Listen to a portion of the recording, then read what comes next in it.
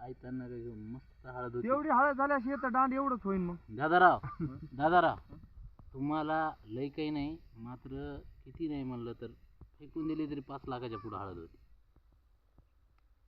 भाव घसरला तरी 10,000 रुपयाच्या हिशोबाने जरी धरला तरी 5 लाख रुपयाची हळद होती कमीत कमी 2 एकर.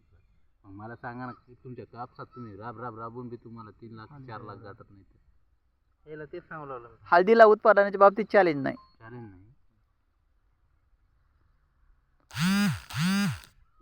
काय लक्ष घ्यायचं आपण. हळद प्रति एकर कमीत कमी 25 क्विंटल तर होतीच आणि 10,000 रुपये तर 31. 2.5 लाख रुपये झाले. 2.5 लाखामध्ये तुम्हाला लई झालं 50,000 रुपये खर्च धरा. मूळ प्रॉफिट तुम्हाला 2 लाख रुपये उरलं ना. मग 2 लाख रुपये मूळ प्रॉफिट तुम्हाला कोण्या पिकामध्ये येतंय? सरळ सरळ आहे ना गणित, आहे का नाही सर? करून लाख रुपयाचं उत्पन्न होईल त्याला.